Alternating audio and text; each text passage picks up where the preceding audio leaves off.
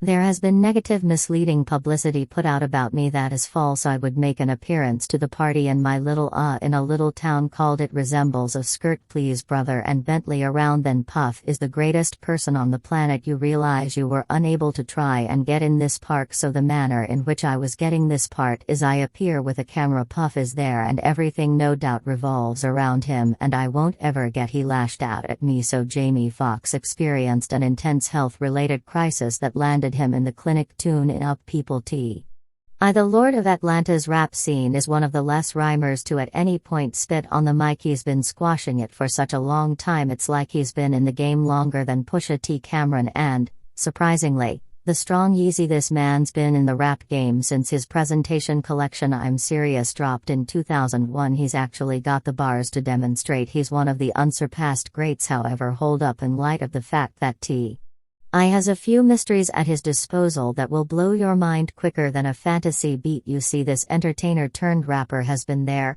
done that a couple of times, and he's gotten a few succulent goodies about the large players in the music business, and perhaps of the most stunning thing he's learned includes, as a matter of fact, the unbelievable Diddy. That is correct people. T.I. realizes some soil that will make your ears liven up like a canine hearing a whistle. Now, as you might have heard, Jamie Foxx has as of late been hospitalized, and T.I. being the shrewd and road canny MC that he is, sees this at this point one more illustration of Diddy's filthy dealings, and trust us, he's experiencing the intensity since he's been there himself. So to understand what T realizes about Diddy's contribution in Jamie's hospitalization, then you better lock in and remain tuned in light of the fact that this will be one wild ride. I think they've never been to a titty party. In the event that you're not moving, I just got hard, give me a gas to go. So security, in the event that you see someone and they not moving, they gots to go period. T.I. and Diddy have never precisely been BFFs, and it's not hard to see the reason why. There are a couple of stars out there who know the obscure mysteries of Diddy's past, and one of them is the unparalleled Jamie Foxx. Back in bygone times of the 90s, when Diddy was tossing his scandalous sex parties, Foxx was a normal on the scene. However, it appears as though he let the cat out of the bag on Diddy's filthy deeds, and presently he's following through on the cost, battling for his life in the medical clinic. T.I. Atlanta's best rapper isn't one to allow things to go unnoticed, and he has some inclinations about what truly went down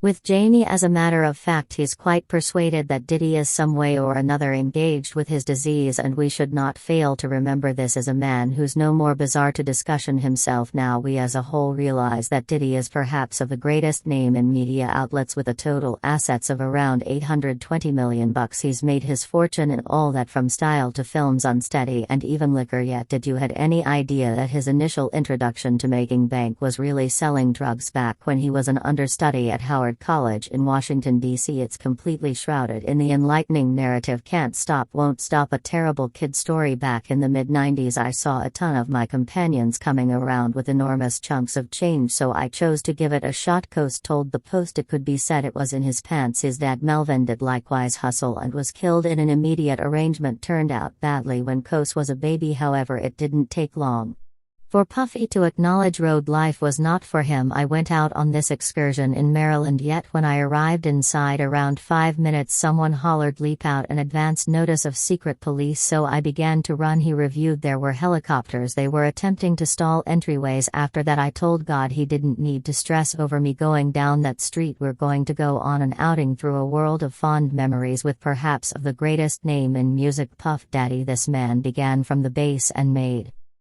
his way to the top, rounding up tons of dollar en route. However, we should be genuinely the genuine tomfoolery begun when the gathering started, and that is where Jamie Foxx comes into the image essentially as per T. Now, assuming you have much familiarity with Jamie Foxx, you know that he's one of the most charming and humorous folks of Hollywood, and when he plunked down for a meeting on Hot 97, he didn't frustrate. He doled out a few truly hilarious stories from his over a significant time span, beginning with a speedy summary of the relative multitude of ladies in his day-to-day existence. Yet things truly got fascinating when Fox focused on his wild celebrating days and the epic throwdowns he used to toss. Obviously he took motivation from the unparalleled Hugh Hefner, who he respected since early on and who was one of his continuous party visitors. In all honesty, Diddy himself, yet as per Fox, things could get pretty dull when did he hit the container, uncovering a side of the music magnate that very few individuals realized about. I would make an appearance to the party in my little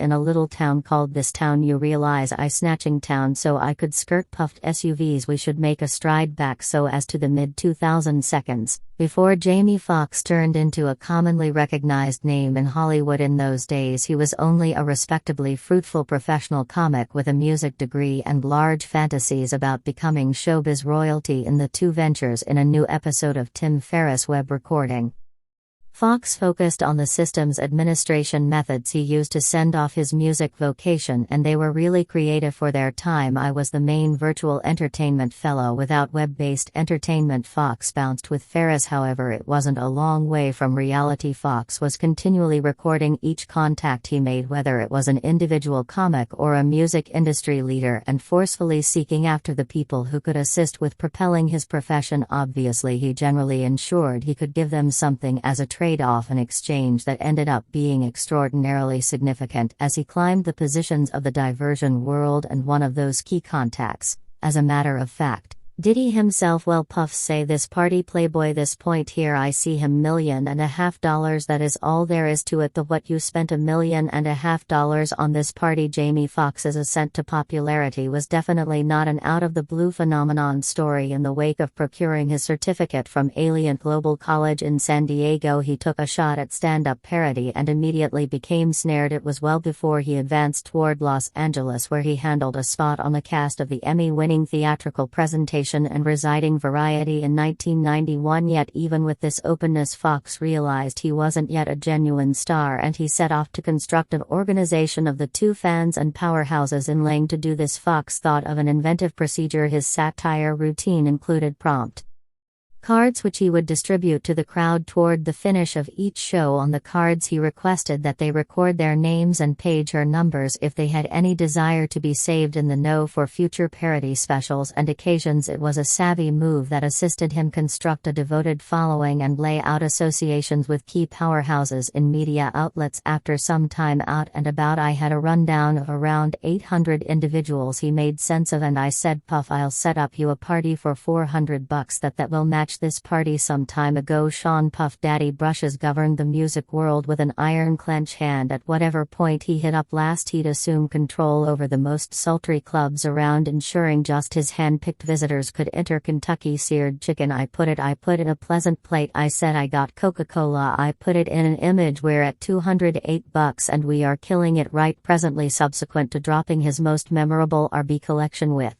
little display in 1994, Jamie Foxx realized he needed to draw nearer to Brushes if he had any desire to become famous, so he started chasing after Brushes' gang. At whatever point the big shot visited Lay, wanting to get a break, not one to be deflected. Fox hit upon a plan to enhance Bay's gatherings. As a cameraman furnished with a monster VHS camera, he requested Brushes at the entry from a club one day. Yo Puff, might I at any point record to this unexpected? Brushes remembered him from In Living Variety and gave him an opportunity, making him his own videographer for the night. Fox's bet paid off, and he before long ended up recording a greater amount of searches through parties. The years and I was attempting to get music around then, so I would toss parties for an explanation. Since Puff was so well known with music, I had studio in my home. It is during these gatherings that he learned, saw and experienced what I accepts has gotten him laid up. Tupac resembled a couple, seemed like to me. It was only a great deal of peculiar going on. You understand what I'm talking about. Exhort peril. I surmise that is what Tupac was referring to, the Illuminati. This is for Fox while shooting one of Bay's gatherings in Philadelphia in 2001. Coast gloated about how much the party cost. Fox guaranteed that he could set up a comparable party at his home and Lay for only $400 half a month. After the fact, Coast took him up on his test and Fox put his systems administration abilities to utilize. He reached his contacts, including socialites and VIPs, humanities shows, to make an extraordinary party. At the party, Fox utilized another systems administration procedure that would prompt his diagram besting singles. He welcomed Sneak, Homeboy and other renowned artists to his home studio to record new material. Fox transformed his joke into a reality by welcoming well-known artists he intended to his home for a party and